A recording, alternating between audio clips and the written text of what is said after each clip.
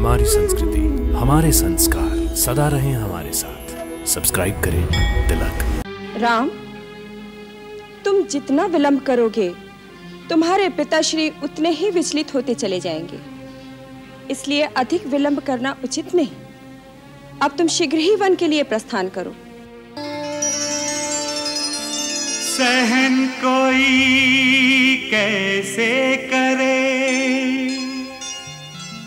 ऐसी घातक ठेस, पुत्र पिता के सामने धरे जोगिया भेस।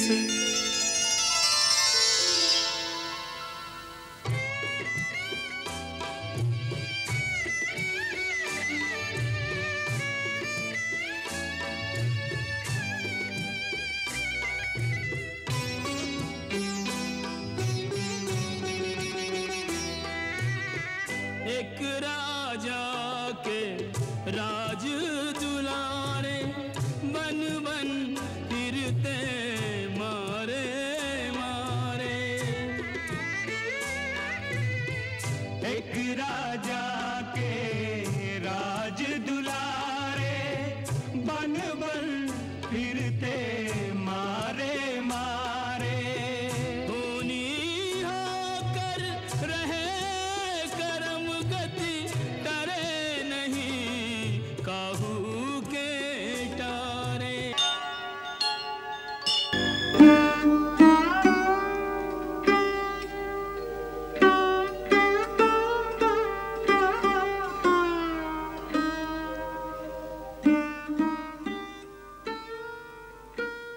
महाराज की जय हो।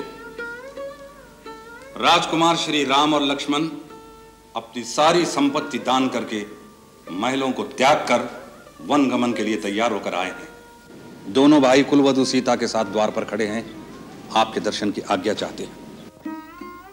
सुमंत्र, उन्हें तुरंत लेकर आओ। जो आज्ञा महाराज।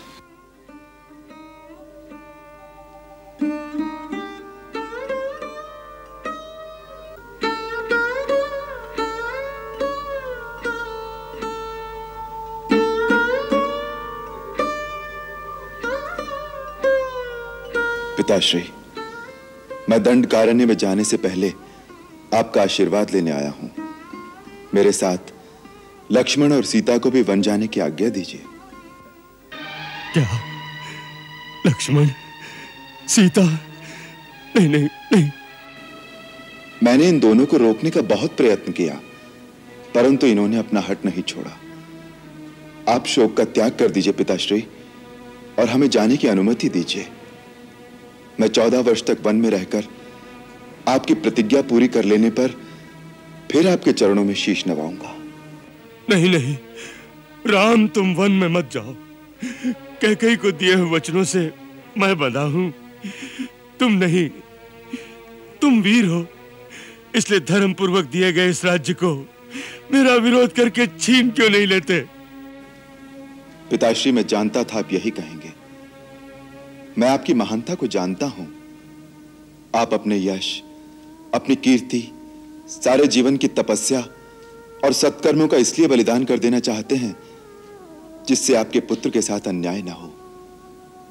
जिसका ऐसा महान पिता हो, उस पुत्र का भी तो यही कर्तव्य है कि वो अपने पिता की महानता पर आंच ना आने दे। यदि मुझे पित्राज्ञा उल्लंघन करने का पाप भी लगे तो भी मैं वो कार्य कदापि नहीं करूंगा जिससे आपकी विमल कीर्ति को धब्बा लगे। तुम अपने पिता को सत्यवादी बनाना चाहते हो, उसके लिए तुम सब कुछ सहन कर सकते हो, परंतु मैं राजमहल में रहूं और तुम वन के दुख भोगो। नहीं वत्स, नहीं, मैं भी तुम्हारे साथ वन में चलूंगा। पिताश्री, आप ही ने तो कहा था कि राजा प्रजा की धरोहर होता है, इसलिए पुत्र मोह में अपनी प्रजा को निसहाय छोड़कर आप कैसे जा सकते हैं?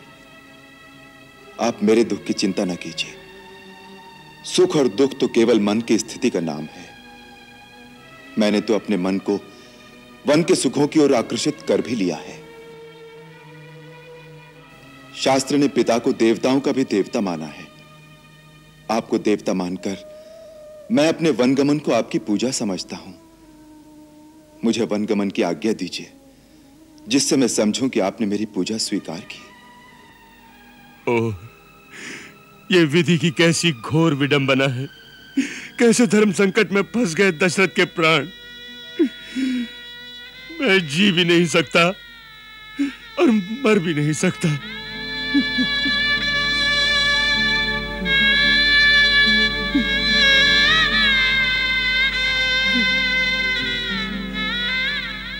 ठीक है, जैसी विधाता की इच्छा। सुमंत्र, हमारी आज्ञा है। चतुरांगणी सेना अंगरक्षक की भांति राम के पीछे पीछे वन में जाएगी। अयोध्या का पूरा राजकोष, अन्न भंडार इनके साथ जाने चाहिए, जिससे ये वन के पावन प्रदेश में ऋषियों मुनियों के साथ यज्ञ अनुष्ठान करेंगे। पर्याप्त दान दक्षिणा देकर सुखपूर्वक रहेंगे। हमारी आज्ञा का पालन किया जाए।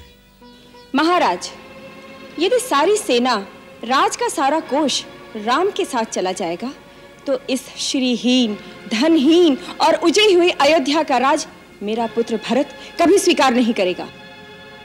आप कान खोलकर सुन लीजिए, आप वचन हार चुके हैं। भरत को राजा स्वीकार कर चुके हैं और फिर बिना राजा के अनुमति के आप राज्य की कोई भी वस्तु राज्य के बाहर भेजने का क्या अधिकार रखते हैं? मेरे वर के अनुसार राम को तापस वेश में 14 वर्ष तक मुनियों की तरह वन में रहना है। इन्हें तो ये राजसी अलंकार, वस्त्र, आभूषण सारा कुछ यही त्याग कर जाना चाहिए। इसलिए मैंने इनके लिए मुनियों के वस्त्र भी मंगवा कर रखे हैं। मंथरा,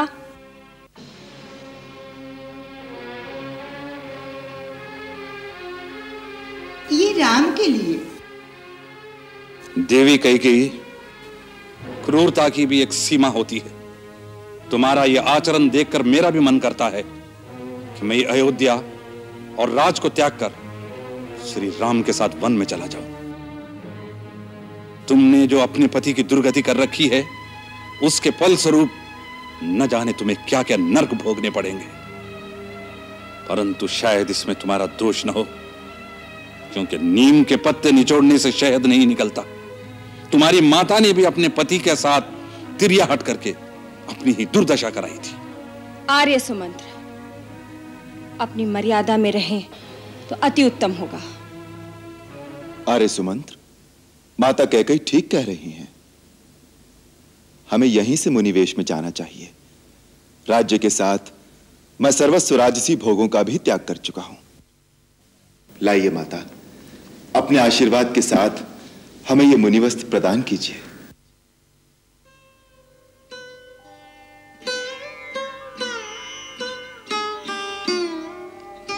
ये लक्ष्मण के लिए।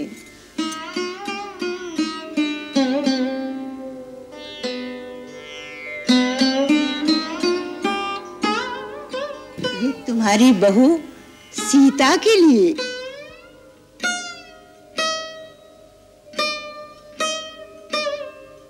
ठहरो देवी कैकेयी, तुम्हारे त्रियाहट ने पति के मर्यादा तो नष्ट कर दी, परंतु रघुवंश की मर्यादा तो भंग न करो। सीता तुम्हारी पुत्र वधू है। रघुवंश की शोभा, सूर्यवंश की लाज, उसके उत्तम वस्त्र और आभूषण उतार कर उसे मुनि वस्त्र देते हुए तुम्हारे हाथ नहीं कांपते।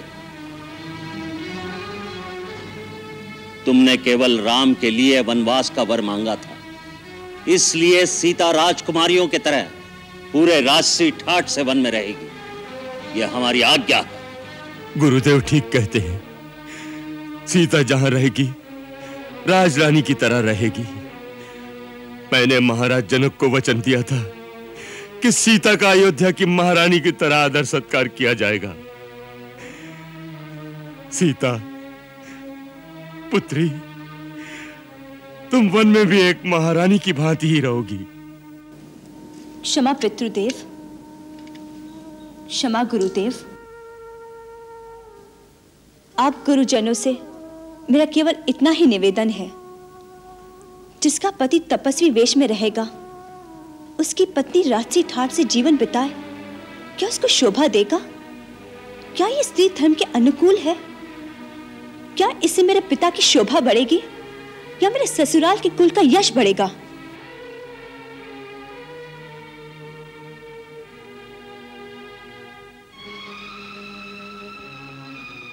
माताजी, मुझे ये वस्त्र प्रदान कीजिए और सिखाइए इन्हें कैसे पहना जाता है। आओ बहुरानी, मैं सिखाती हूँ, मैं पहनाती हूँ। आओ, आ जाओ, आओ आओ, रखो, आओ चलो।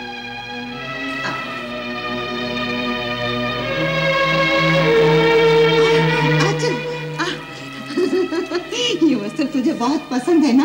हाँ, आ मैं पहनाती हूँ। उतार दे ये वस्त्र, उतार दे ये आभूषण, चल निकाल, चल। नहीं सीते, तुम भले ही मुनि वस्त्र धारण करो, परंतु आभूषण नहीं उतारोगी। एक सुहागिन स्त्री के लिए आभूषण रहित होना अब शकुन की बात है। जो आ गया गुरु माता।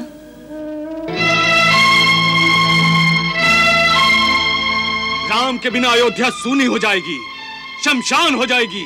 फिर उजली हुई अयोध्या का राज देना अपने भरत को।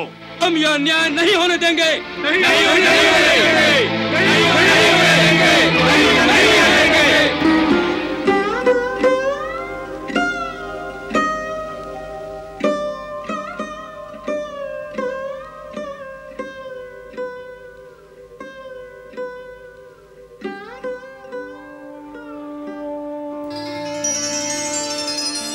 सहन कोई कैसे करे ऐसी घातक ठेस, पुत्र पिता के सामने धरे जोगिया भेस।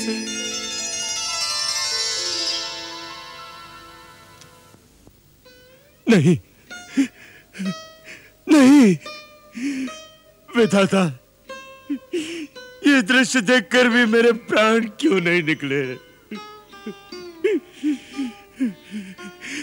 जानकी पुत्री, मैं तेरे हाथ जोड़ता हूं, तू वन में ना जा। मैं महाराज जनक को क्या मुंह दिखाऊंगा? मैं समझता हूं यहाँ कैकेयी जैसी क्रूर सास हो, तू वहां नहीं रहना चाहती। तो मेरी लक्ष्मी, तू अपने पिता के घर चली जा। वन के असहनीय कष्ट तुझसे नहीं सहे जाएंगे मेरी बच्ची। तू वन में ना जा मेरी बच्ची, तू वन में ना जा। प्रभु, मेरे प्राण तो इनके साथ ही चले जाएंगे, फिर मेरे मृत शरीर को रखकर आप क्या करेंगे? पिताश्री, मुझ पे अनुग्रह कीजिए। पति चरणों की सेवा से मुझे वंचित न कीजिए।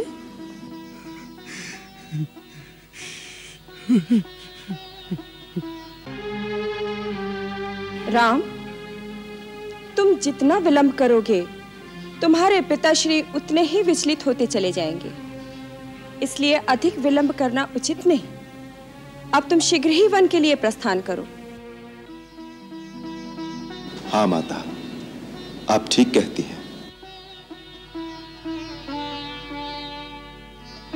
मुझे आशीर्वाद दीजिए, जिससे मैं आपके वचन का पालन करके आपको सुख दे सकूं। जीते रहो।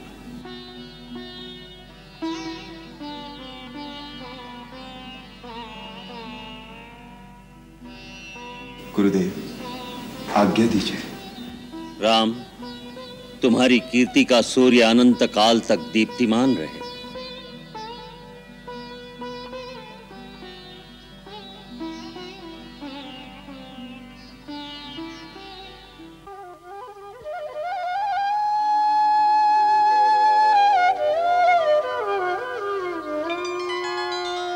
पितृ परमेश्वर, हमें आशीर्वाद देकर विदा कीजिए। आशीर्वाद देने का भी अधिकारी नहीं रहा दशरथ। ऐसा पिता न किसी काल में हुआ और न होगा। आप शोक न करें पिताश्री। आप जैसे आदर्श राजा और धर्म पालक पिता पर हमें सदा गर्व रहेगा।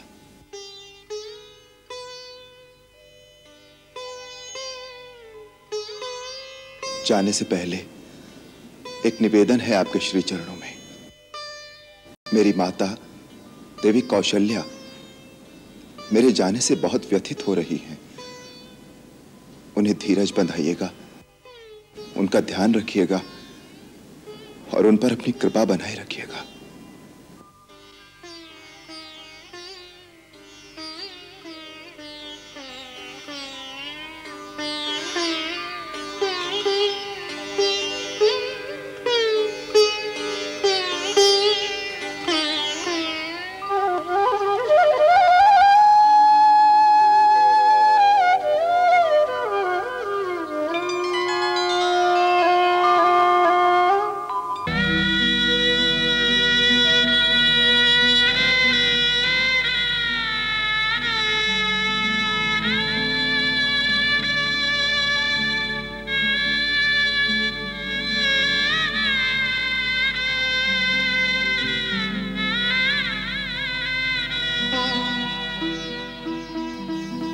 जीती रहो।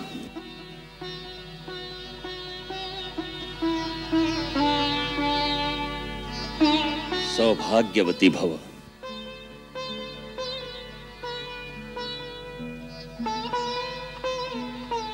आओ चले।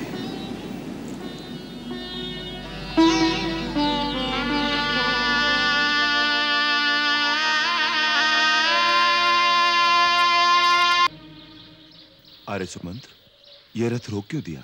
कुमार, यहां से हमारे कौशल राज्य की सीमा समाप्त होती है। अब यहां से तुम अपनी मातृभूमि छोड़कर जा रहे हो।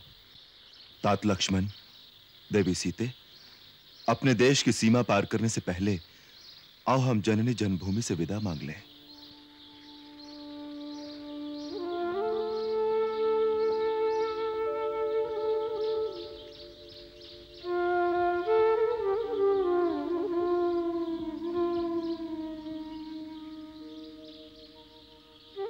मातृभूमि की माटी, तुझे शत शत नमन। हे इक्ष्वाकु वंशियों की जन्मभूमि, पृथ्वी की सबसे पावन धरती, राम आज तेरे आंचल की छाया से दूर जा रहा है, परंतु मैं जहां रहूंगा मेरा हृदय तेरी पावन मिट्टी से लिपटा रहेगा।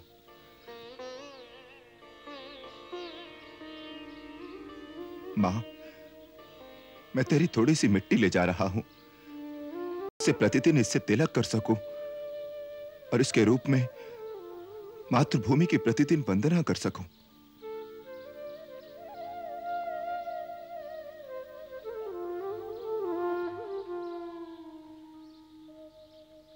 यहां से निषाद राज गो की सीमा सिंहवीरपुर आरंभ होती है। निषाद राज गो हमारे मित्र,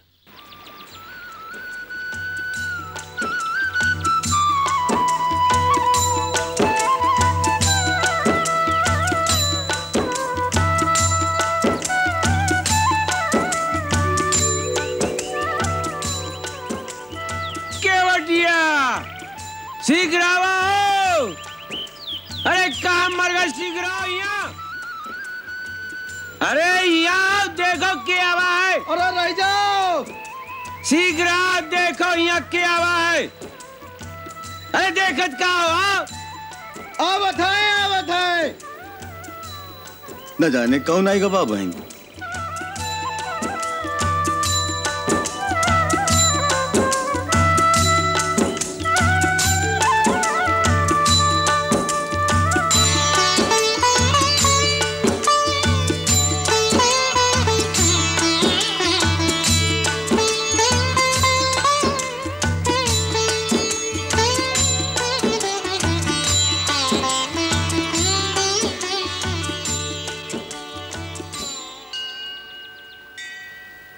विष्णुपाद प्रसूता सी वैष्णवी नाम धारिणी पाहिमाम सर्वतो रक्षेत गंगा त्रिपथगामिनी। ओम ह्रीं श्रीं गंगाय स्वाहा।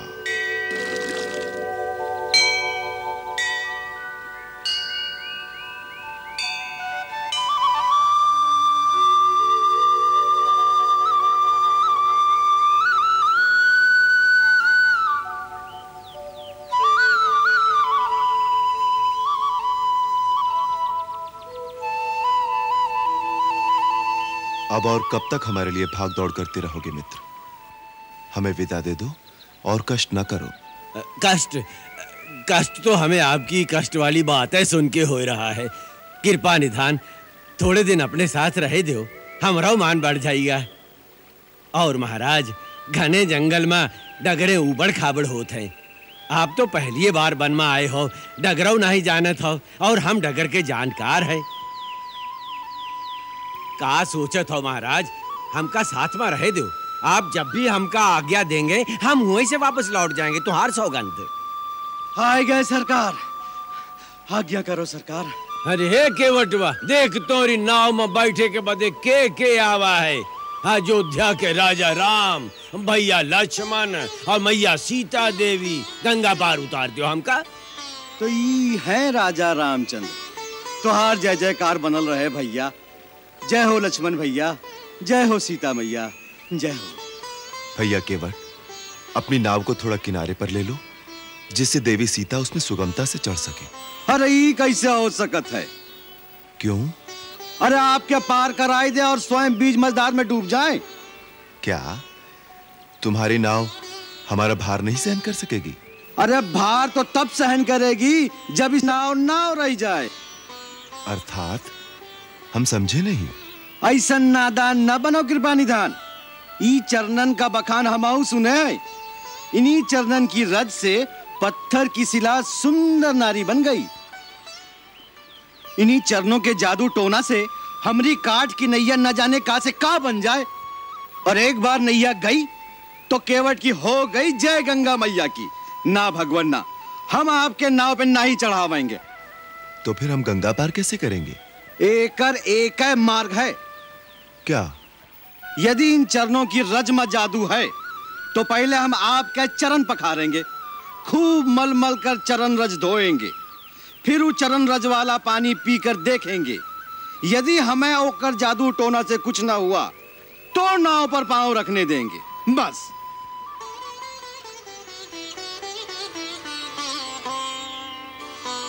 सोच ले, स्वीकार होए तो मंगाऊं गंगा जल। अरे ओ पर्वतिया, ये सोचत है तब तक कठौता में गंगा जल भर लिया। लावत है, अभी लावत है।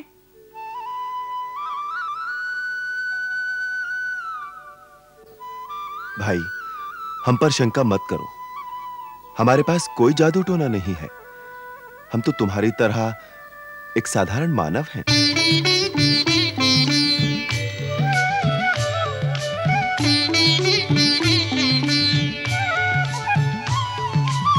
रघुराई है रघुराई, रघुराई है रघुराई, पग धोकर नाव चढ़ई हूँ, पग धोकर नाव चढ़ई हूँ। बिन पग धोए सुन मोर राजा, बिन पग धोए सुन दाता नहीं गंगा पार कर रही हो। पग धोकर नाव चढ़ई हो, पग धोकर नाव चढ़ई हो।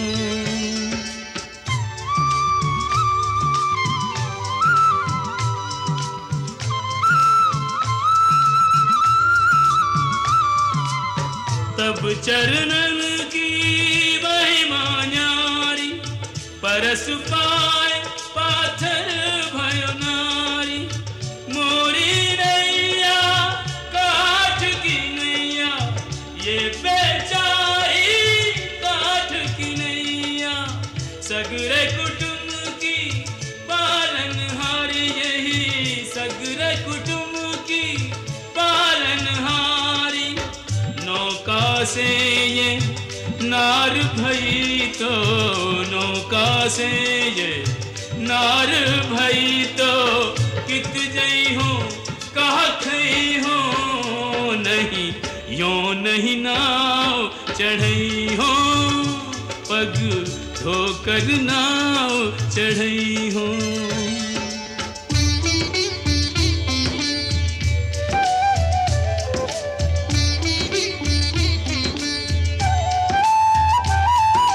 कृपा सिंधु बोले मुस्काई सोई करु जेहि तब नाव न जाई।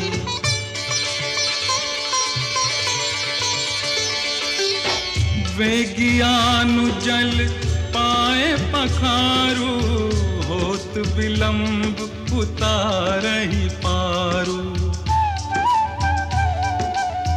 अति आनंद उमगी अनुरागा चरण सरोज पखारन लागा।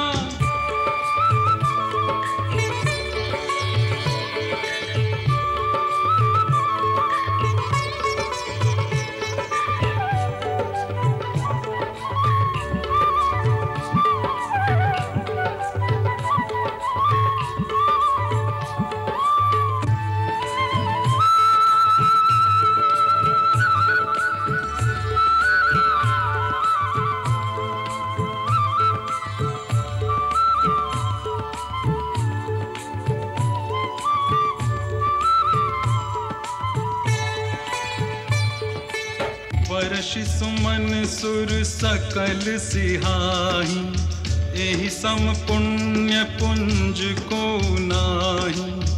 एहि सम पुण्य पुंज को नाही। चरणामृत के पान किए ते चरणामृत के पान किए ते कछुक भरोसो पई हो अब निर्भय नाव चढ़ई हो अब निर्भय नाव चढ़ई हो।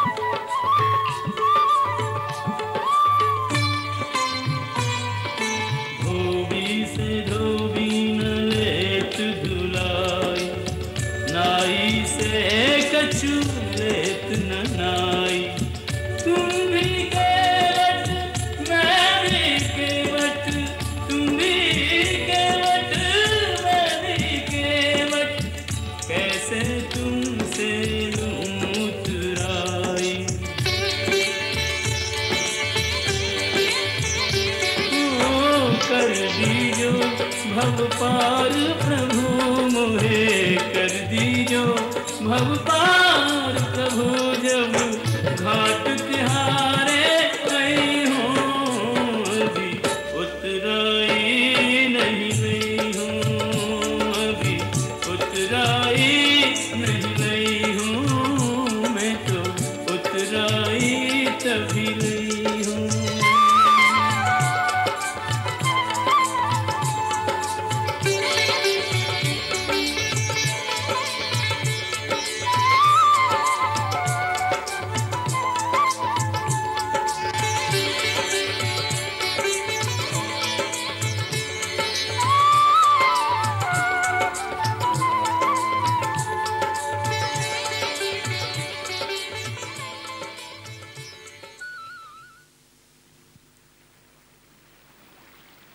हे भगवती गंगे, तेरे दर्शन करके मैं सुफल मनोरथ हो गई हूँ।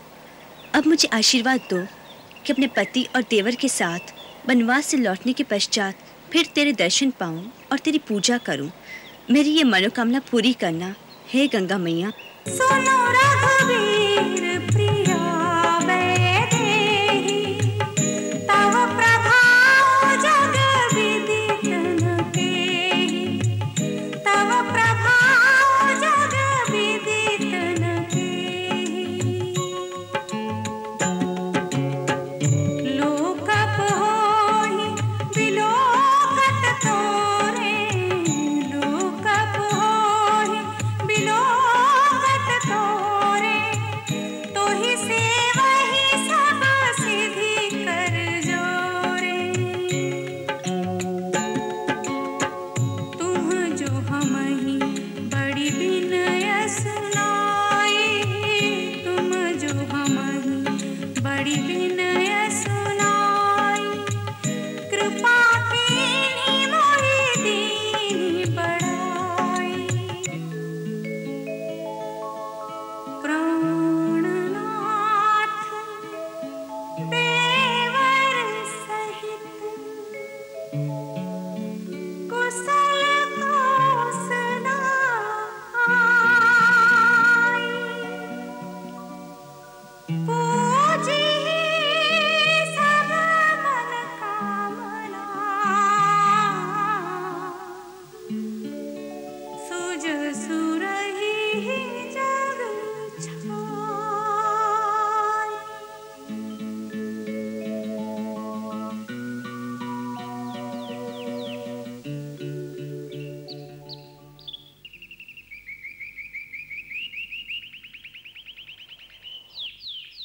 अच्छा भाई, अब हमें आज्ञा दो।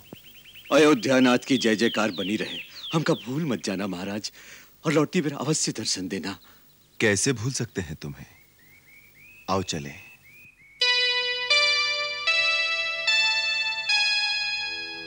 भगति में डूबो बावरो के वट, प्रभु पग धूलि लगावत माथा। दीन दयालु दयानिधि चल दिए, तोड़ के बंधन जोड़ के नाता।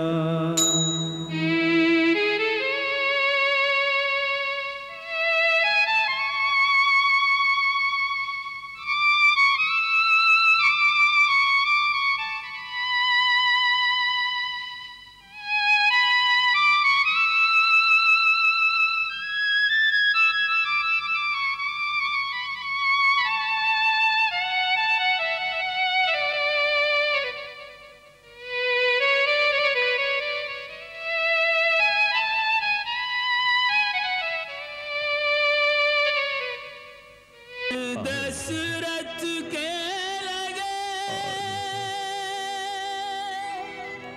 रथ के पथ पर नैन,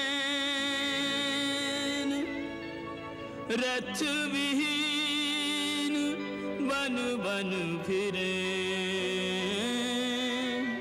राम सिया दिन रैन।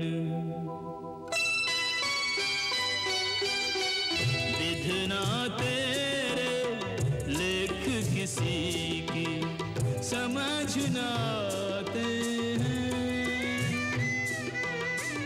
जन जन के प्रिय राम लखन सिया बन को जाते हैं। जन जन के प्रिय राम लखन सिया बन को जाते हैं। विधना तेरे लेख किसी की समझ न आते हैं।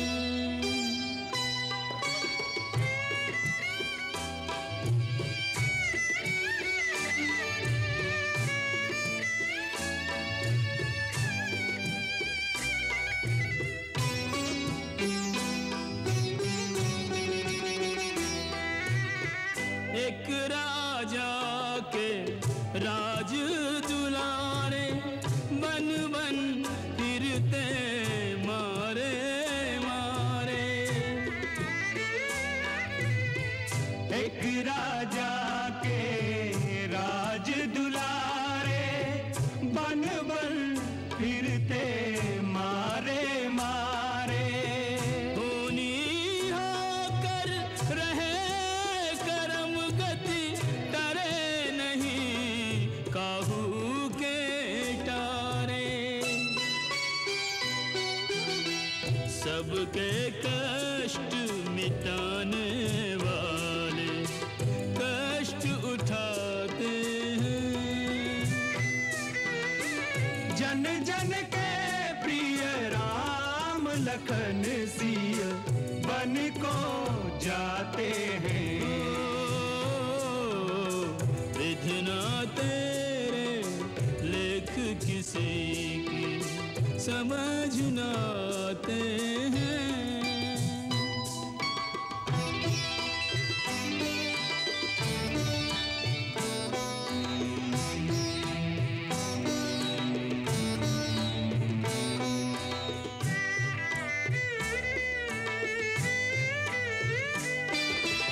उभय बीच सिया सोहती कैसे ब्रह्म जीव बिच माया जैसे। फूलों से चरणों में काटे विधना क्यों दुख दीने से। पग से बहे लहू की धारा हरि चरणों से गंगा जैसे। संकट सहज भाव से सहते और मुस्काते हैं। जन जन के प्रिय राम लखन सिया बन को जाते हैं। विधना तेरे लेख किसी की समझ न आते हैं। जन जन के प्रिय राम लखन सिया बन को जाते हैं। जन जन के प्रिय राम लखन सिया बन को जाते हैं। राम, आज तुम्हारे आने से वाल्मीकि की कुटिया पवित्र हो गई। तुम्हारे दिव्य तेज से सारा आश्रम प्रकाशमान हो रहा है। प्रभु अपने सेवक को बढ़ाई दे रहे हैं, यह आपका विशेष अनुग्रह है।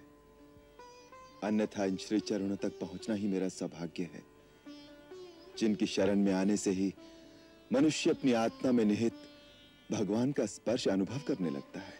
और जानते हो राम, मैं इस समय क्या अनुभव कर रहा हूं? जैसे भक्त और भगवान का मिलन हो रहा हो, जैसे भगवान स्वयं चलकर भक्त के पास आ गए हों। महात्मन, आप तो कवि हैं और कवि अपनी कल्पना में स्वयं ही अपनी भावनात्मक सृष्टि की रचना कर सकता है। कवि में इतनी शक्ति होती है कि वो भावना के बल से एक पत्थर को सजीव बना दे। फिर एक साधारण मनुष्य की भगवान के रूप में कल्पना कर लेना उसके लिए कौन सा कठिन कार्य है? ये कल्पना नहीं राम, जिस मनुष्य की ये स्थिति हो जाती है कि वो अपने अंदर स्थित भगवत स्वरूप के दर्शन कर सके, वो स्वयं भगवान ही हो जाता है। इस गूढ़ रहस्य को वही जान सकता है जिसे तुम जनवा दो। सोई जानई जेहि देहु जनाई, जानत तुम ही तुमई होई जाई। और जो तुम्हें जान ले वो तुम्हीं में समा जाता है। हे महामुनि, आप प्रेम और भक्ति की परासीमा हैं, जिन्हें कण कण में केवल अपने भगवान ही दिखाई दे रहे हैं। इसीलिए आप मुझ जैसे एक साधारण मानव को भी भगवान की संज्ञा दे रहे हैं। राम, आज तक जो चरित्र, जो अद्भुत कार्य तुमने किए हैं, ताड़कावध से लेकर धनुष भंग और परशुराम के गर्भ मर्दन तक, उससे मन में यह विश्वास दृढ़ होता जा रहा है कि तुम इस लोक से परे कोई दैवी शक्ति, कोई अवतारी पुरुष हो, जो इस धरती पर धर्मात्माओं की रक्षा के लिए और अधर्म के नाश के लिए अवतरित हुआ है। तुम ही मेरे काव्य के नायक हो राम। मैं वास्तव में कौन हूं, मैं किस कारण से जन्मा हूं, ये मैं कैसे जानूं? ये तो आप जैसा त्रिकालदर्शी ही जान सकता है। मैं तो केवल अपने आप को एक मानव समझता हूं, जो दशरथ का पुत्र है और जिसका नाम राम है। और इस समय मैं अपने पिता की आज्ञा से अपने अनुज लक्ष्मण और पत्नी सीता के साथ 14 वर्ष वन में रहने के लिए आया हूं। मैं किसी ऐसे स्थान पर नहीं रहना चाहता जहां मेरे रहने से किसी तपस्वी या साधक की साधना में विघ्न पड़े। आप विचार करके मुझे कोई ऐसा स्थान बताने की कृपा करें जहां मैं रहकर अपने वनवास के दिन व्यतीत कर सकूं। तुम मुझसे अपने रहने का स्थान पूछ रहे हो? पहले मुझे ये बताओ कि वो कौन सा स्थान है जहां तुम नहीं हो। प्रभु, इन गूढ़ बातों में मुझे न उलझाएं। सेवक को इस चित्रकूट में एक छोटा सा स्थान प्रदान करने की अनुमति दें, जहां हम रहने के लिए एक छोटी सी कुटिया बना लें। वैसे तुम्हारी कुटिया तो हर भक्त के हृदय में है, फिर भी सांसारिक रूप से पूछ रहे हो तो ऋषि और मुनियों से सेवित इस चित्रकूट में मंदाकिनी नदी के किनारे अपना स्थान बना लो। पुण्य सलीला मंदाकिनी वास्तव में गंगा की ही एक धारा है, जिसे महर्षि अत्रि की तेजस्विनी पत्नी सती अनसुईया अपने तपोबल से नील पर्वत पर लेकर आई हैं। यहाँ के वनों में रहने वाले कोल किरात बड़े स्नेही और भक्त हैं। वो अपने राजा की तरह तुम्हारा आदर करेंगे और कुटिया के निर्माण में तुम्हारी सहायता करेंगे। जो आज्ञा। पता पता तिनका तिनका जोड़ते जाते हैं, महलों के वासी जंगल में कुटी बनाते हैं। महलों के वासी जंगल में कुटी बनाते हैं। पता पता तिनका तिनका जोड़ते जाते हैं।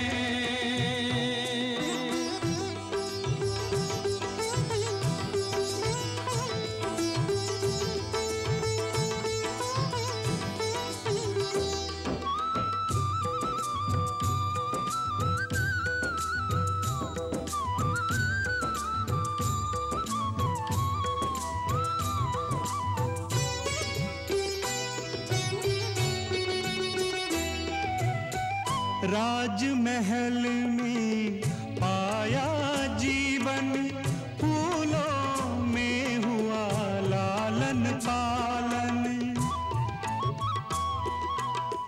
राजमहल में पाया जीवन, फूलों में हुआ लालन पालन।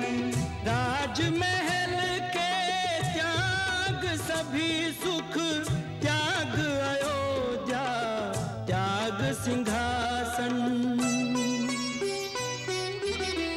कर्मनिष्ठ हो अपना अपना धर्म निभाते हैं,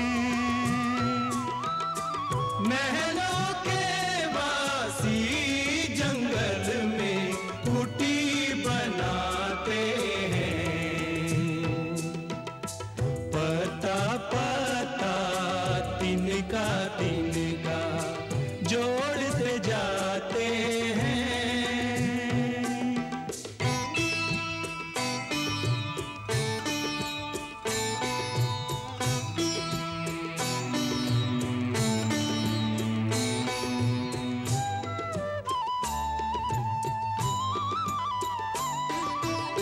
सुनते हैं देवों ने आकर, भील की रात का भेष बनाकर।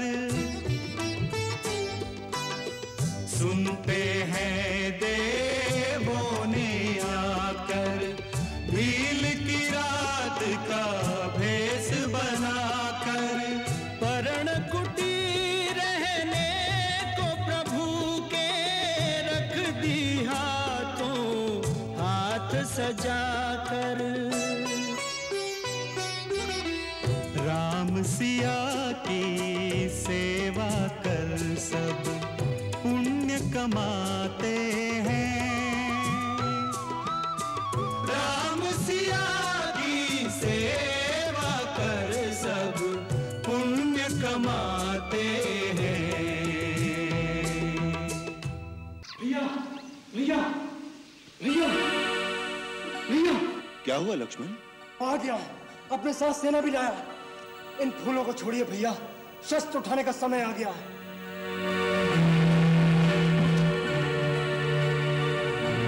अच्छा हुआ वो खुद चलकर आ गया। आज मैं उसे जीता नहीं छोड़ूंगा। क्या बात है लक्ष्मण, कौन आ गया? आपका चहेता भरत।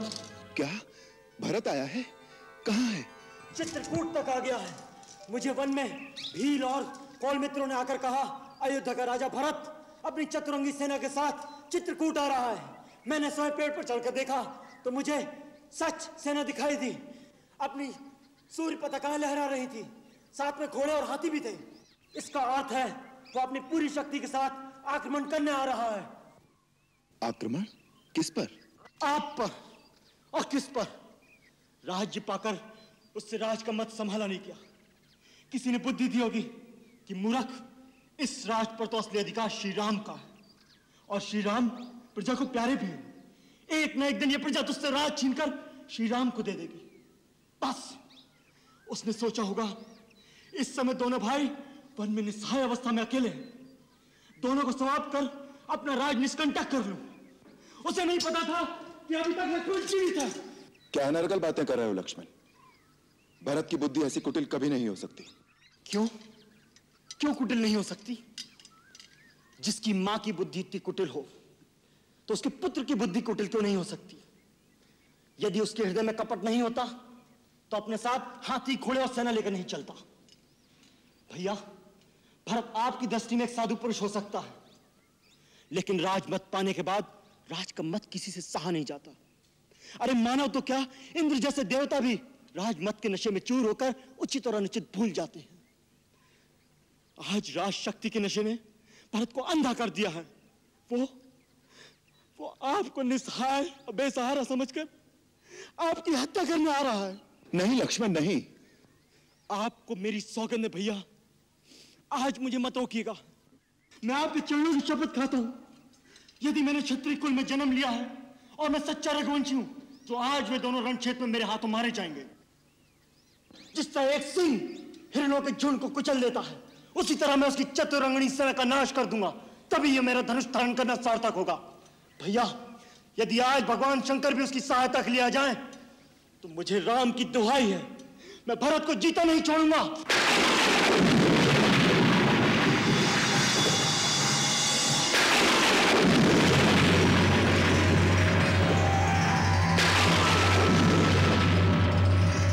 सावधान लक्ष्मण, सावधान। तात प्रताप प्रभाव तुम्हारा, को कह सके को जान निहारा। तुमने भरत को मारने की जो प्रतिज्ञा की है उसे तुम निश्चय ही पूरा कर सकते हो, किंतु वेदों और विद्वानों का कहना है कि मनुष्य को कोई भी ऐसा कठोर कर्म करने से पहले उसके उचित या अनुचित होने पर विचार अवश्य कर लेना चाहिए।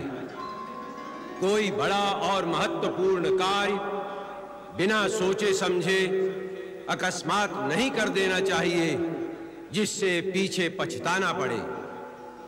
इसलिए उचित अथवा अनुचित की बात सोचकर और इसका परिणाम क्या हो सकता है इसका विचार करके ही युद्ध के लिए धनुष उठाओ, क्योंकि युद्ध में सर्वदा हानि अधिक होती है, लाभ कम होता है।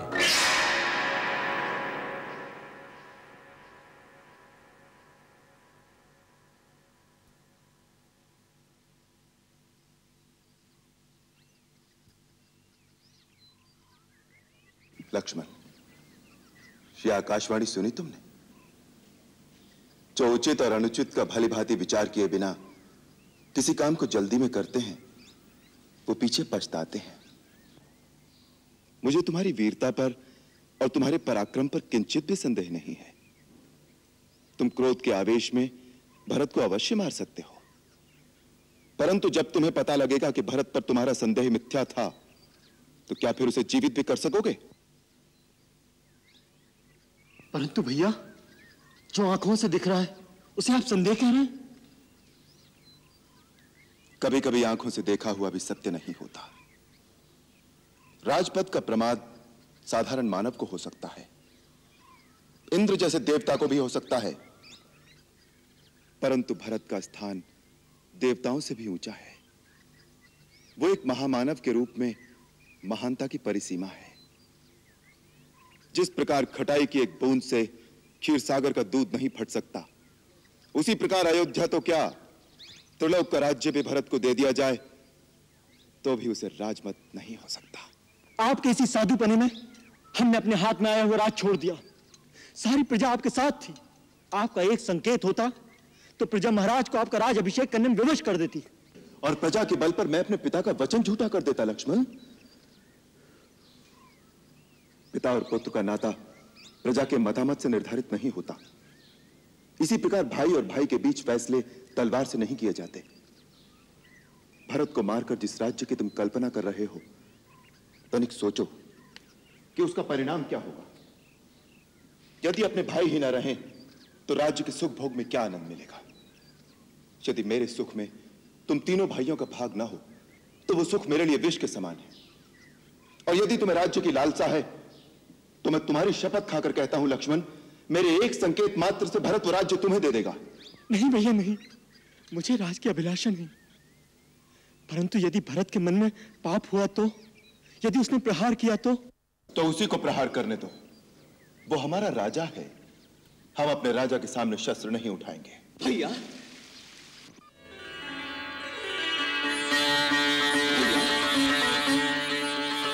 भैया भैया मैं आपकी शरण में आ गया हूं। भैया आपकी शरण में आ गया हूं।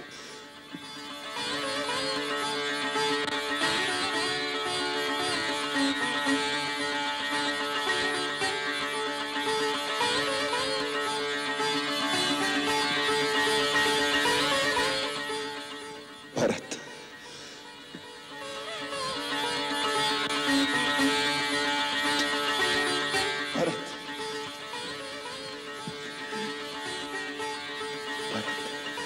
बड़े भाई,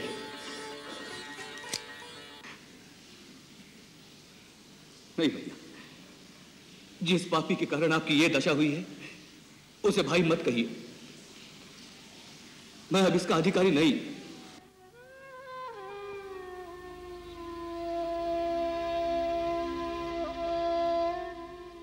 भाभी, भाभी, भाभी मुझे क्षमा कर दीजिए भाभी।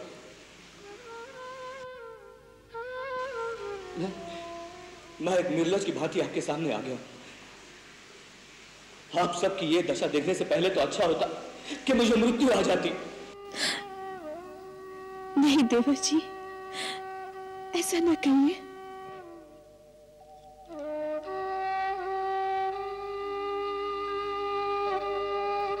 प्रणाम भैया, प्रणाम। नहीं लक्ष्मण, मैं इस योग्य नहीं कि तुम मुझे प्रणाम करो। मेरे मन में पाप नहीं, मैं स्वयं मूर्तिमान पाप हूं, जिसके कारण भैया, भाभी और तुम्हारी ये दशा हुई है। ऐसे पापी को प्रणाम मत करो। मुझे माफ कर दो भैया, मुझे माफ कर दो। मेरे मन में आपके लिए दोष आ गया था और मैंने आपके ऊपर धनुष उठाया। तो वो बाण चलाया क्यों नहीं पगले? वो बाण चला देते तो मेरा बहुत बड़ा उपकार करते। फिर मैं भैया के सामने अपना एक कलंकित मुंह लेकर तो नहीं खड़ा होता। मेरी कुलघातिनी माता के पापों का मुझे यही दंड मिलना चाहिए। भरत, माता के लिए ऐसे अपशब्द कहना पाप है। तुम तो धर्म के अवतार हो। मेरी कैकेयी माता के लिए मैं तुमसे ऐसे शब्दों की अपेक्षा नहीं करता।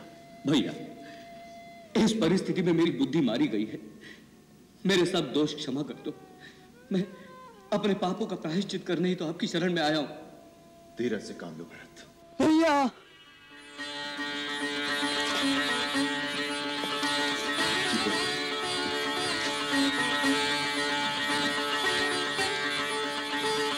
भाभी,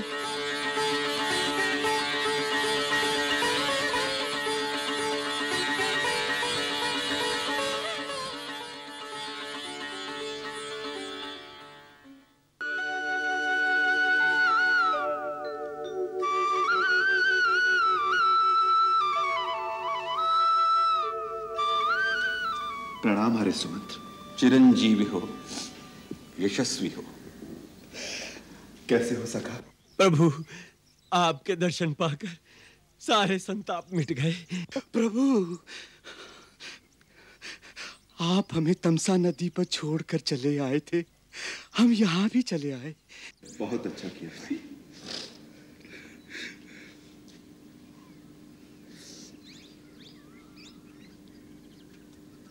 भरत, तुम अयोध्या छोड़कर वन में क्यों आ गए? पिताश्री, माताएं सब कुशल से हैं ना? क्या हुआ भरत, तुम चुप क्यों हो गए?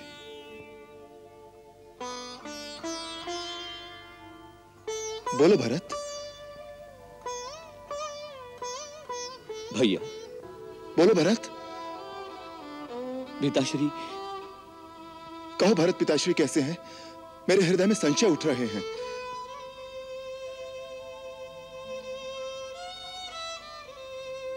भैया,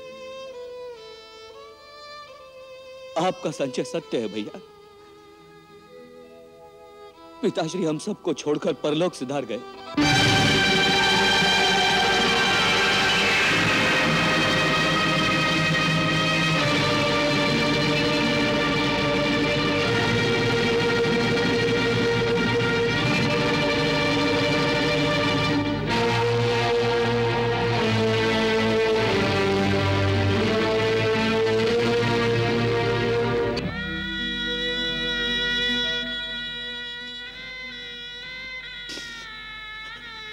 भैया,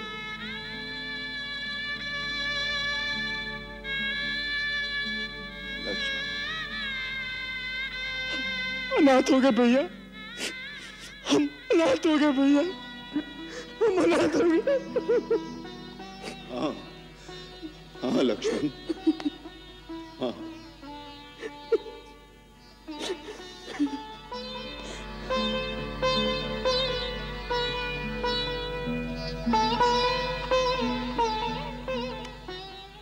लक्ष्मण, राम, धीरज से काम लो। गुरुदेव और माताएं भी हमारे साथ आए हैं। माताएं आई हैं? हाँ। गुरुदेव आए हैं? हाँ। कहाँ हैं? हम उन्हें नदी किनारे छोड़कर शीघ्रता से आए हैं। वो धीरे धीरे आते ही होंगे। धीरे धीरे? लक्ष्मण, सीते, माता, माता आई है।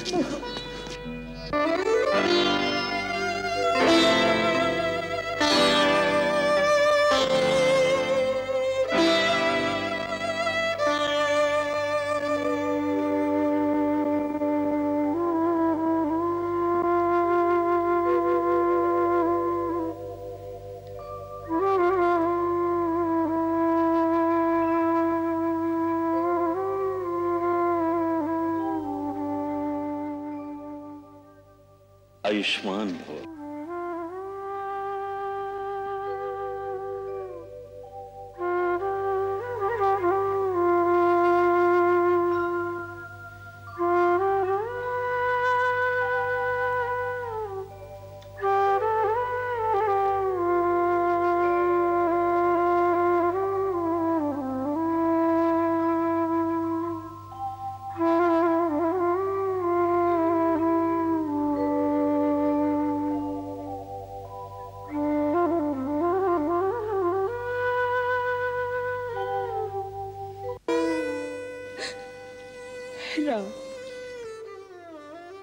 मेरे पिताश्री नहीं रहे, अब मुझे आप ही की ममता का सहारा है।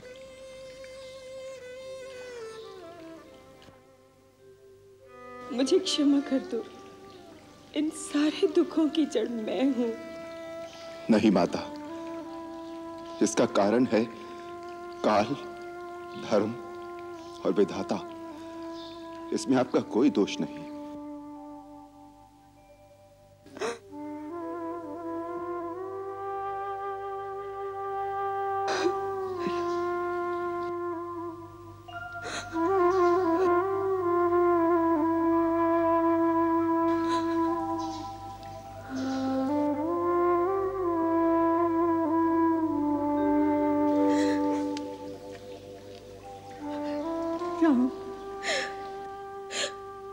हम अनाथ हो गए राम, हम अनाथ हो गए। नहीं माँ, आपके तो 4-4 पुत्र हैं, आप क्यों रोती हैं? अनाथ तो मैं हो गया।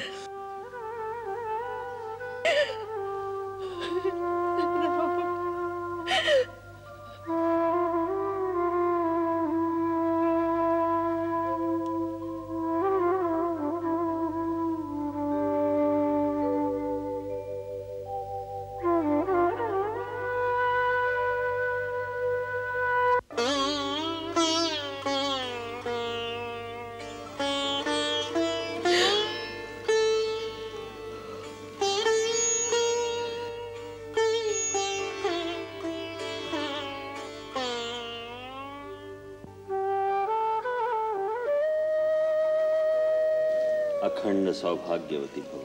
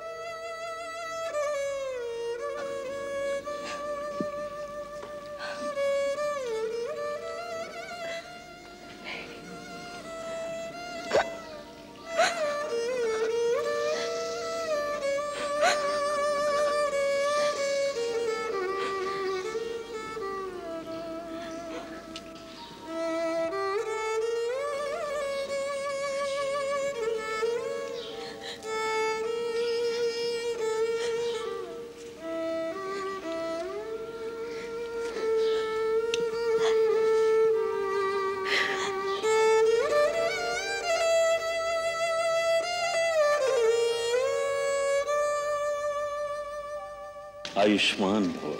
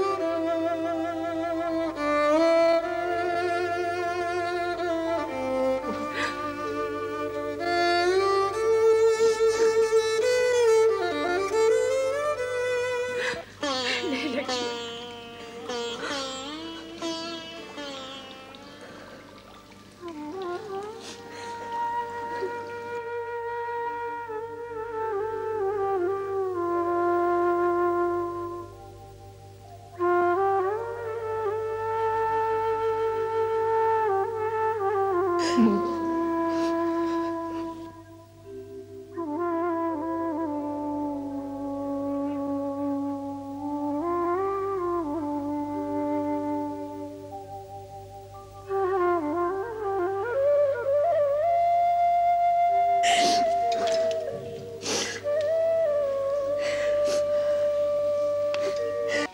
राम, तुम धर्म, नीति और ज्ञान के भंडार हो।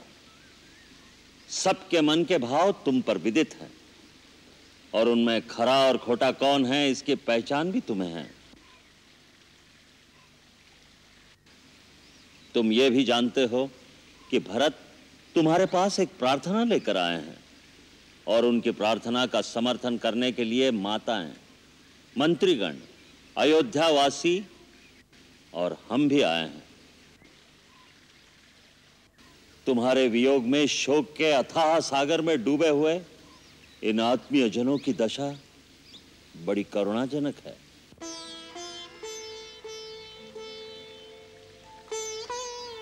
तुम तो करुणा निधान हो, अब इनका दुख कैसे दूर हो उसका कोई उपाय तुम्हें अवश्य करना चाहिए।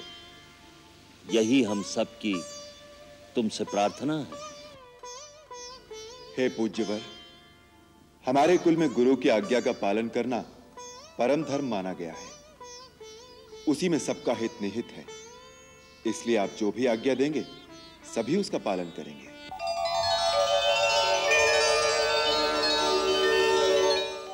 मैं सारी सभा के सामने प्रतिज्ञा करता हूं, मेरे लिए आपकी जो भी आज्ञा होगी उसे शिरोधार्य करके उसका पालन करूंगा।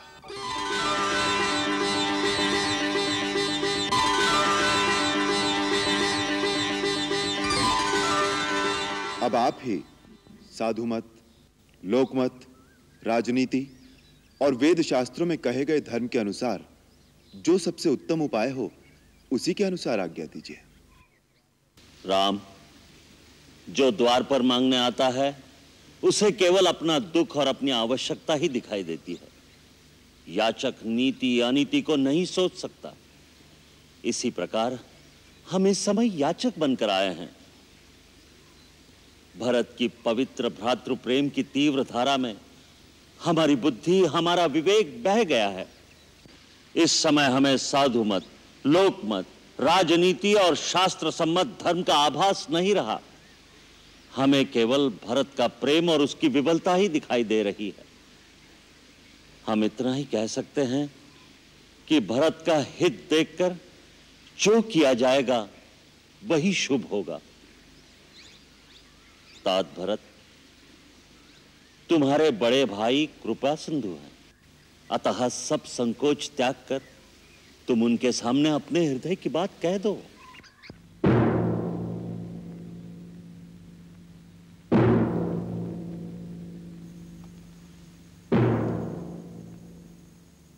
परम पूज्य गुरुदेव,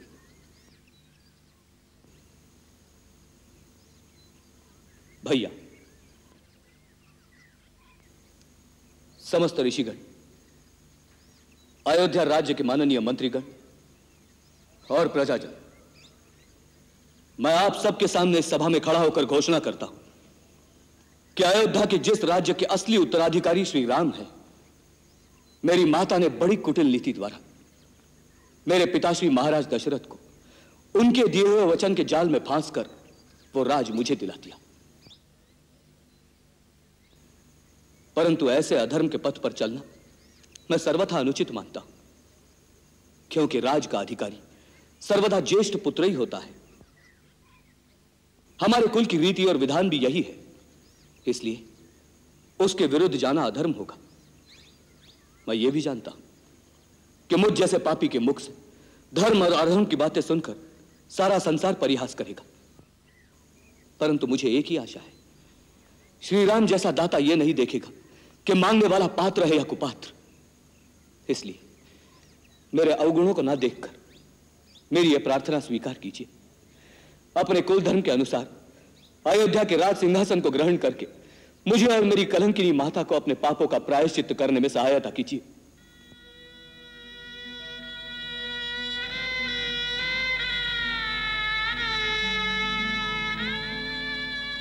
तात, तुम अपने हृदय में व्यर्थ ग्लानि कर रहे हो। मैं भगवान शंकर को साक्षी करके कहता हूं कि तीनों काल और तीनों लोकों में तुम जैसा धर्मात्मा पुरुष ना हुआ है और ना होगा। तुम पर कुटिलता का आरोप लगाना महापाप है। भरत, तुम्हारे जैसे महात्मा का नाम स्मरण करने से ही पाप, प्रपंच और समस्त अमंगल मिट जाते हैं। माता कैकेयी को भी वही मूर्ख दोष देंगे जिन्हें गुरु से सच्चा ज्ञान प्राप्त नहीं हुआ। भरत, मेरे भाई, इन भावनाओं से ऊपर उठकर केवल इतना सोचो कि हमारे महान पिता ने माता कैकेयी को दिए हुए जिस वचन के लिए न केवल मुझे त्याग दिया, परंतु मुझे त्यागने के दुख में अपने प्राण भी त्याग दिए, ऐसे सत्यवादी पिता के वचन को हम चारों भाई निभाएं या उनके स्वर्गवास के पश्चात उनके वचन का निरादर करके उन्हें झूठा प्रमाणित कर दें? बताओ भरत, इस समय हम चारों भाइयों का क्या धर्म है?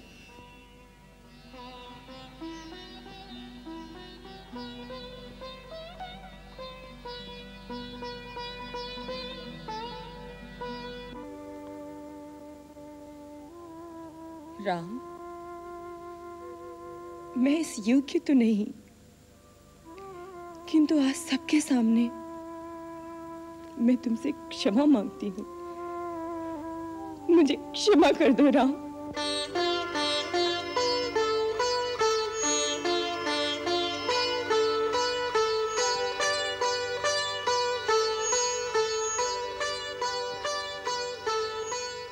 स्वर्गीय महाराज ने मुझे वर दिए थे, वो मेरे प्रति वचनबद्ध थे। मैं आज सब गुरुजनों के सामने स्वर्गीय महाराज से लिए हुए अपने उन वचनों को वापस लेती हूँ और तुम सबको अपने उन वचनों से मुक्त करती हूँ। इसके लिए बहुत देर हो गई माता। आपको वचन देने अथवा अपना वचन वापस लेने का अधिकार केवल पिताश्री को था। मैं तो केवल इतना ही जानता हूं कि पिताश्री के परलोक सिधारने के बाद उनके वचन का पालन करना एक पुत्र के लिए संसार के सब धर्मों से बड़ा धर्म है। मुझे विश्वास है अपने अंतिम समय में भी उन्हें इस बात पर गर्व रहा होगा कि उनके पुत्र ने उनके वचन का पालन किया। क्या उनकी मृत्यु के बाद हम उनका वो गर्व नष्ट कर देंगे?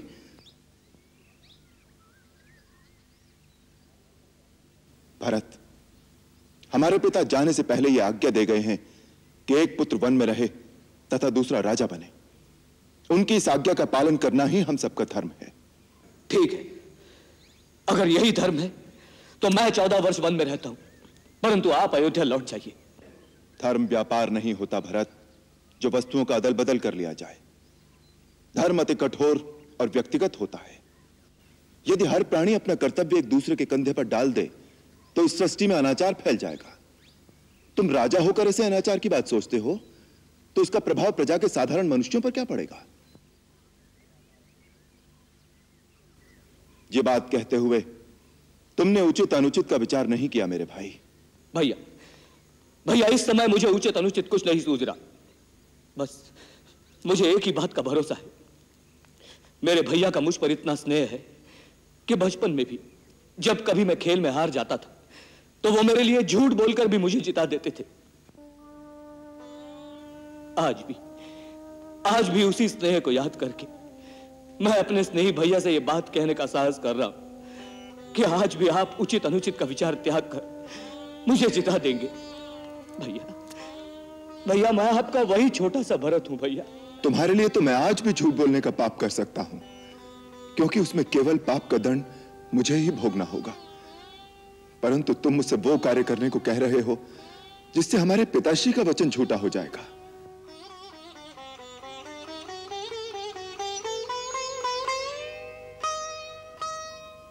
पुत्र तो उसे कहते हैं मेरे भाई जो अपने सत्कर्मों का फल अपने पिता को समर्पित करके परलोक में उनका उद्धार करे, न कि वो जो पिता के सत्कर्म को छूटा करके उनका मस्तक लज्जा से झुका दे।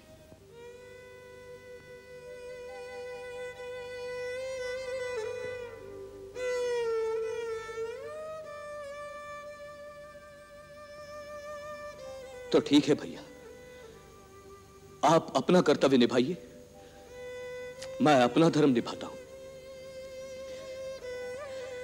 मैं भी इसी पर्णकुटी के सामने कुशा बिछाकर अन्न जल ग्रहण किए बिना तब तक बैठा रहूंगा जब तक इसका निर्णय नहीं हो जाता कि श्री राम को भरत प्यारा है या नहीं। नहीं तो इन्हीं चरणों में प्राण दे दूंगा। नहीं नहीं भरत, नहीं।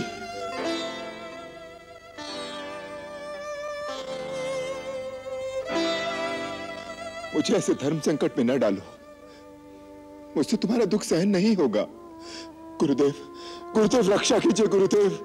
मैं भी किंग कर्तव्य विमूढ़ हो रहा हूं राम। ऐसा लगता है भरत अपने प्रेम की गंगा में सब कुछ डुबो देगा। धर्म, ज्ञान, विवेक कुछ नहीं बचेगा। कुलगुरु महर्षि वशिष्ठ की जय हो। मैं मिथिला के महाराजा जनक का दूत समस्त गुरुजनों के श्री चरणों में प्रणाम करता हूं। कल्याण हो। कहो, क्या समाचार लाया हो? महाराजा जनक महारानी सुनैना के साथ चित्रकूट की ओर पधार रहे हैं। अयोध्या के सारे समाचार सुनकर कि भरत ने गुरुदेव और माताओं के साथ चित्रकूट की ओर प्रस्थान किया है, वो स्वयं नहीं रुक सके। वो मंदाकिनी के तट तक पहुंच चुके हैं और मुझे आपको सूचना देने के लिए आगे भेजा है।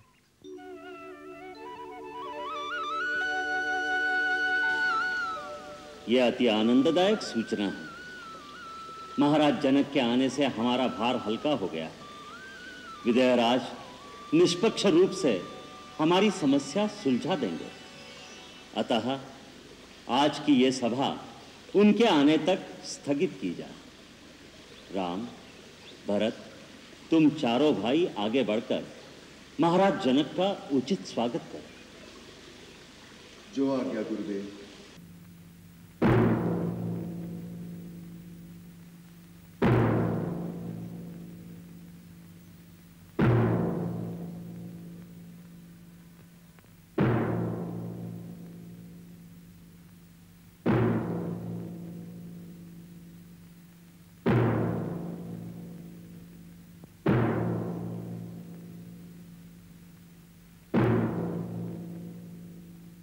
महाराज जनक, जैसा आपको विदित हो चुका है, अयोध्या का राज परिवार इस समय एक धर्म संकट में फंस गया है। ऐसे समय में आपका आगमन सर्वतः मंगल सूचक है।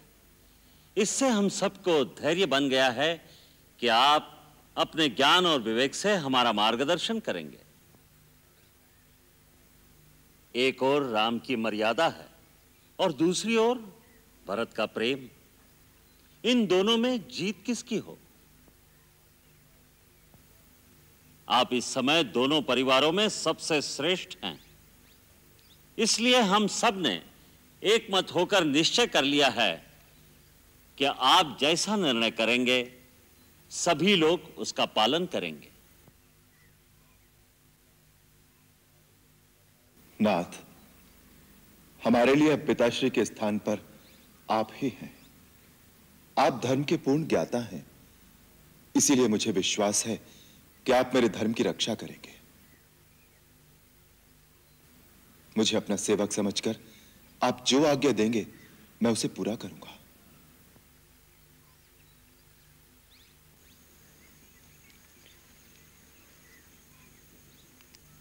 हे धर्मपिता, अब मैं आपके भरोसे पर हूं। आप एक पिता की भांति मुझे अधर्म से बचाएंगे। आप एक राजा भी हैं और एक ऋषि भी। इसीलिए निष्पक्ष भाव से आप मेरे हृदय के प्रेम को जानकर मेरा न्याय करेंगे। मैंने श्रीराम भैया के राज्याभिषेक की पूरी सामग्री आपके सामने रख दी है। यदि न्याय मेरे पक्ष में है तो इसी समय सबके सामने श्री राम भैया का राज्याभिषेक किया जाए। यही अपेक्षा लेकर मैं अपने आप को आपकी आज्ञा के अधीन करता हूं।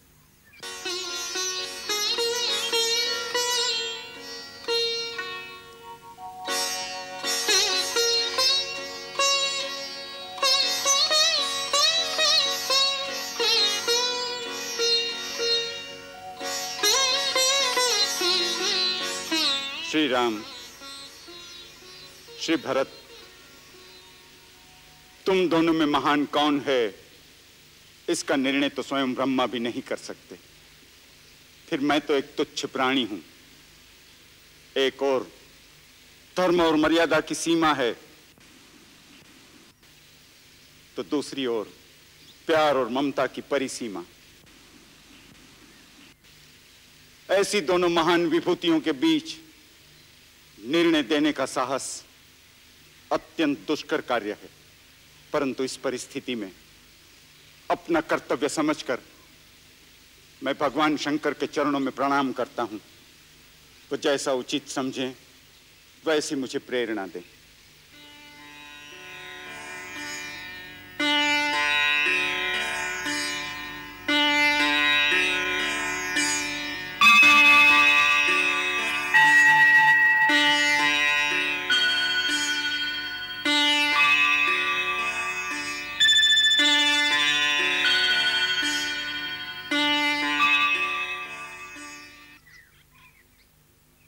हे राम, अपने धर्म पर तुम्हारी दृढ़ता देखकर इस समय देवता भी तुम्हारी वंदना कर रहे हैं। धर्म ही सबसे बड़ी शक्ति है, जिसके सहारे ही धरती स्थिर है। शास्त्रों के अनुसार तीनों लोक में धर्म से बड़ा कुछ भी नहीं, जिससे हम सब बंधे हुए हैं। परंतु प्रेम ही एक ऐसी दिव्य निधि है जिस पर किसी धन का बंधन नहीं। प्रेम, निश्चल निस्वार्थ प्रेम सब धर्मों के ऊपर है। वही प्रेम अपनी पराकाष्ठा में जब अनन्य भक्ति का रूप धारण कर लेता है, तो स्वयं भगवान भी विधाता के बनाए हुए कर्म के सारे विधान, सृष्टि के सारे नियम तोड़कर भक्त के आगे हाथ बांधकर खड़े रह जाते हैं और वो अपने भक्त की आन रखने पर विवश हो जाते हैं। इसलिए इस समय भरत का पल्ला भारी है।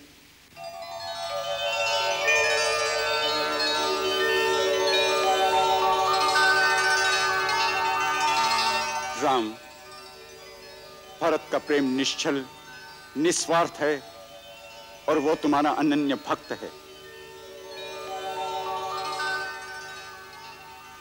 तुम्हारे प्रेम की जीत हुई भरत।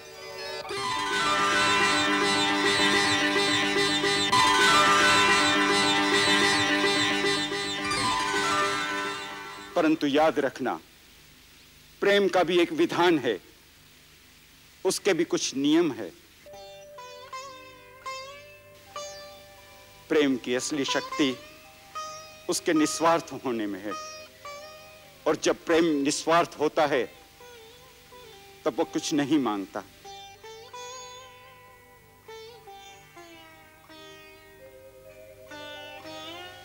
अपने प्रेमी को कुछ देना चाहता है,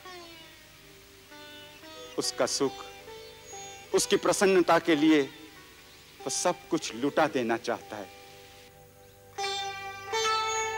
इसलिए इस समय तुम यही निर्णय करो कि तुम अपने राम के लिए क्या दे सकते हो। प्राणों से बड़ी कोई वस्तु नहीं होती महाराज।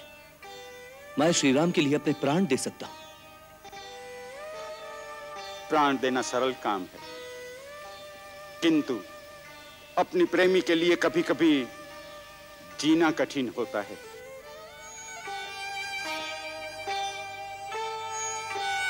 यदि तुम सच्चे भक्त हो तो श्री राम के चरणों में बैठकर उन्हीं से पूछो कि उनकी प्रसन्नता किस में है, और वो जो कहें वही कार्य प्रेम की पूजा समझकर करो।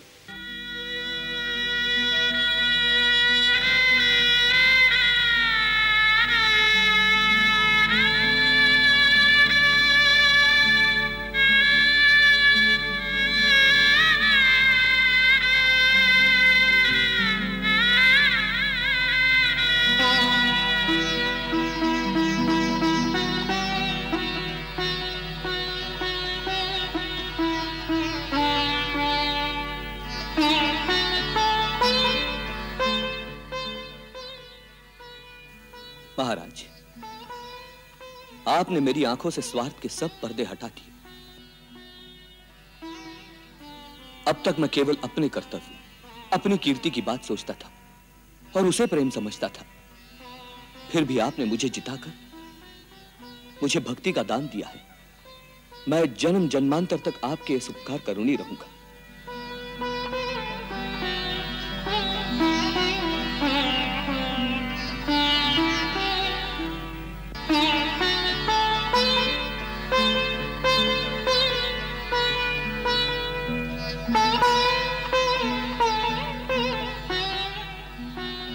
भैया,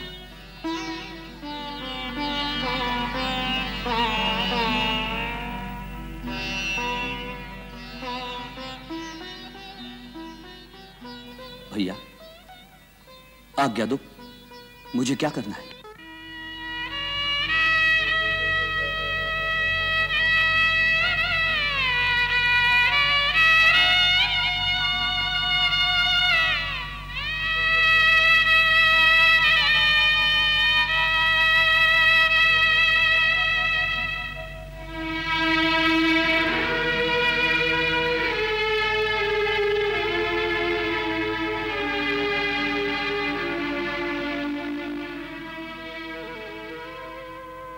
जीतने वाले नीचे नहीं बैठते भरत। मेरे भाई, आज राम तुम्हारे प्रेम के सामने हार गया। जो राज्य तुम मुझे देने आए हो, मैं उसे स्वीकार करता हूं।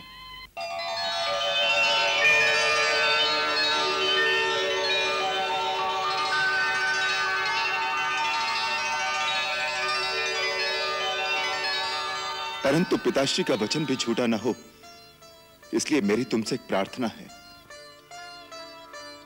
14 वर्ष तक मेरे स्थान पर तुम उस राज्यभार को संभालो।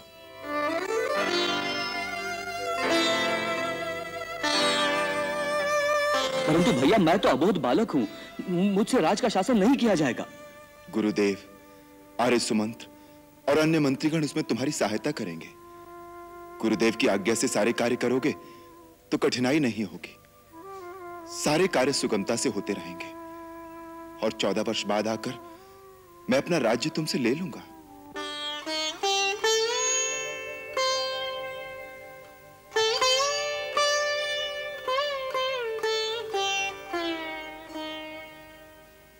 बड़े निर्मोही हो भैया। प्रेम का कोई मोल नहीं आका। प्रेम किया है तो बिन मोल बिक जाओ। अच्छा, तो बिक जाता हूं। शायद 14 वर्ष का बिछोही मेरे पापों का प्रायश्चित कर दे। परंतु एक बात याद रखना भैया, 14 वर्ष के बाद यदि आपने आने में एक दिन की भी देरी की तो इन चरणों की कसम खाकर कहता हूं, आप अपने भरत की चिता जलती देखेंगे। नहीं भरत, नहीं।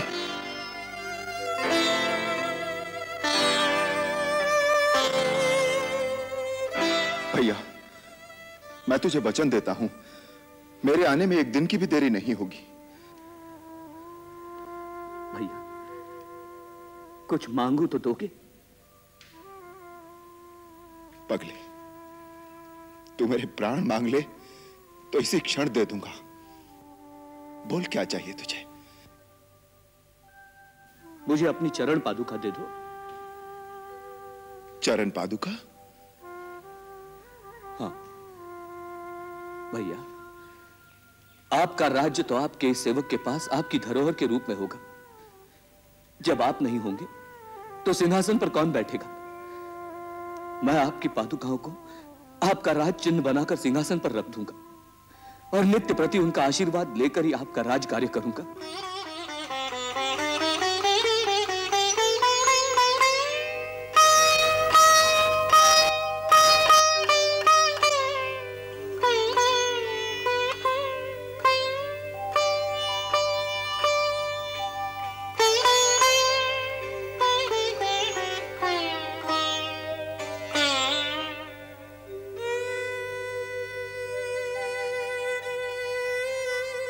लक्ष्मण,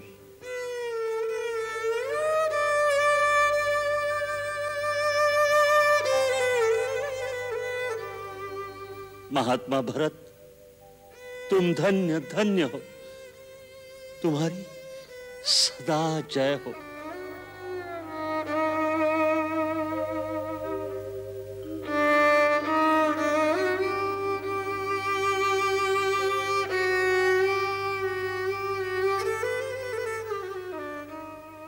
भैया,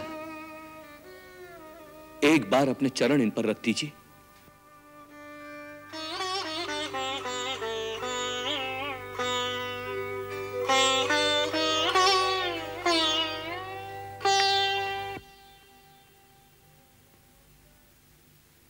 प्रभु कर कृपा पावरी दीनी, सादर भरत शीश धरी लीनी।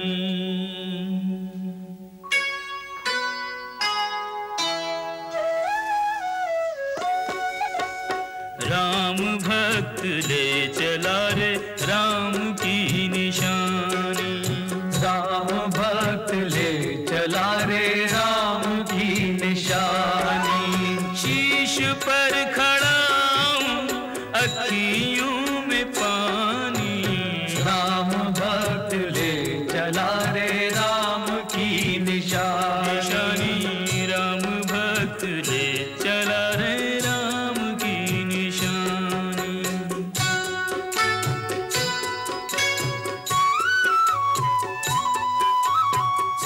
शीश खड़ा ले चला ऐसे राम सिया जी संग हो जैसे। अब इनकी छाँव में रहेगी राजधानी, राम भक्त ले चला रे राम की निशानी। राम भक्त ले चला रे राम की निशानी। एक दिन तुम मुझे छोड़कर चली गई थी, आज मैं तुझे छोड़कर जा रहा हूँ। पल छिन लागे सदियों जैसे, 14 वर्ष कटेंगे कैसे।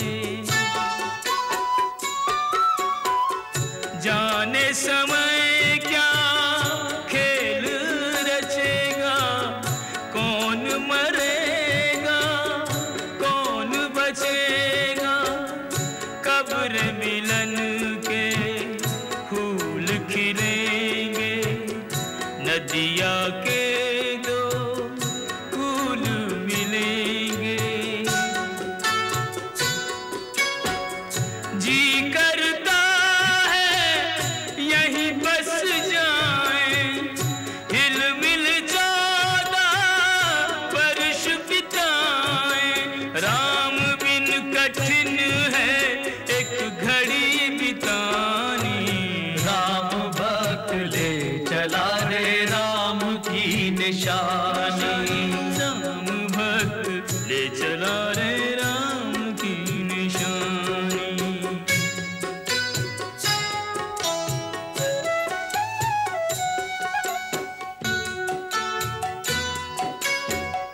तन मन वचन उमगी अनुरागा, धीर धुरंधर धीरज त्यागा।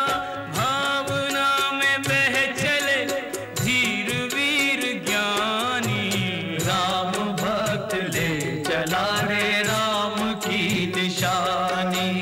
राम भक्त ले चला रे राम की निशानी। शीश पर खड़ा हूँ अखियों में पानी, राम भक्त ले चला रे राम की निशानी। राम भक्त ले चला रे